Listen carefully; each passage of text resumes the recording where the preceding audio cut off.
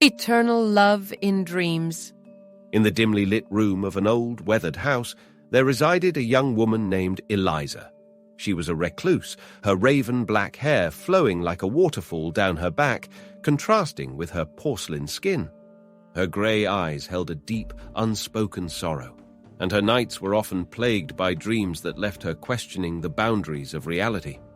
One fateful evening, she awoke from a dream that would haunt her in ways she could never have imagined. The dream. The night was hushed, and the moonlight filtered through the curtains, casting eerie, elongated shadows across Eliza's room. She was nestled under her patchwork quilt, tangled in her own thoughts when it began. The dream. In this ethereal world, she wandered through a maze of twisted, gnarled trees, their branches beckoning her with ghostly, skeletal fingers. Moonlight pierced through the leaves, dappling the forest floor with silvery tendrils.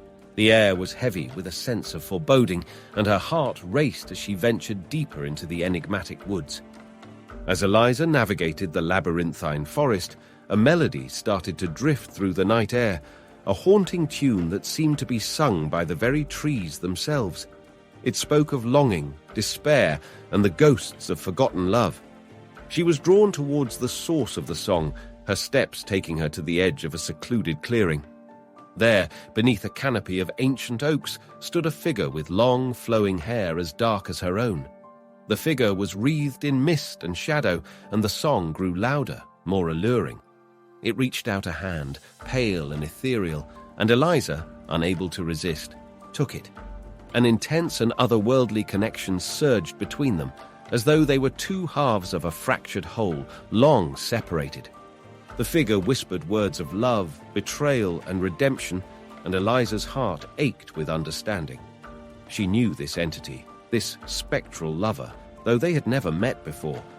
It was as if their souls had been entwined through time and space, and her heart recognized a love that spanned countless lifetimes. But as the figure leaned in to kiss her, its face remained hidden in shadows. Eliza couldn't see the features, only the deep-set eyes that shone with sorrow. The kiss was bittersweet, filled with a sense of both farewell and eternal longing. Suddenly, Eliza woke with a start, her heart racing, her body drenched in sweat. She gasped for breath, clutching her chest. The dream had felt so real, so vivid, that she couldn't shake the sensation of the figure's lips against her own. She spent the following days haunted by the dream, unable to concentrate on anything else. She felt a connection to the figure, as though they were both trapped in a shared memory, a love story that had spanned lifetimes. Eliza began to research dreams and the nature of the soul, losing herself in books and esoteric knowledge. She discovered tales of lovers who were destined to find each other throughout eternity, even if their paths were not always clear. It was as though the dream had unlocked a hidden truth, and her obsession with the spectral lover grew stronger with each passing day. Months passed, and her days blurred into sleepless nights, her room filled with candles and incense. Eliza was determined to uncover the identity of her mysterious lover, to find the missing piece of her soul. It was during one of her late-night research sessions that she stumbled upon a name, Selene. The name Selena resonated with her, and the more she delved into the pages of forgotten texts and ancient legends, the more she believed it was the key to unlocking the mystery of her dream. Eliza became convinced that Selene was her lover's name, and she had to find the connection between their souls. One evening, as the moon hung low in the sky, Eliza ventured into the woods near her home. She believed that Selene had left her a message in her dream, a clue to their shared destiny. Guided by an inexplicable force, she reached the same clearing where the dream had taken place. The clearing was shrouded in mist, and Eliza felt a presence, an ethereal connection surrounding her.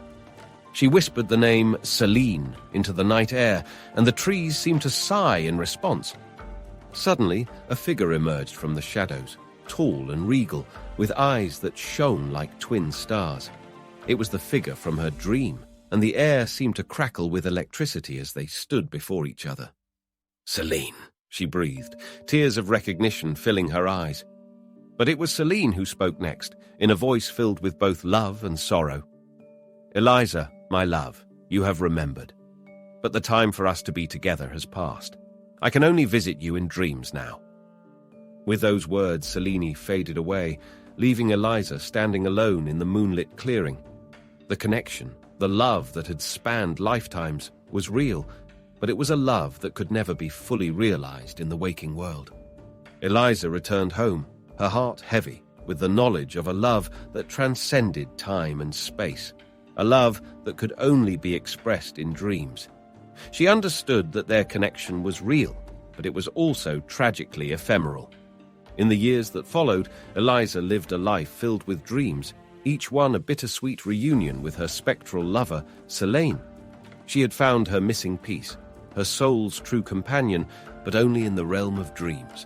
And though the waking world held its own joys and sorrows, she cherished the nights when Celine would visit her, and they would share their eternal love once more.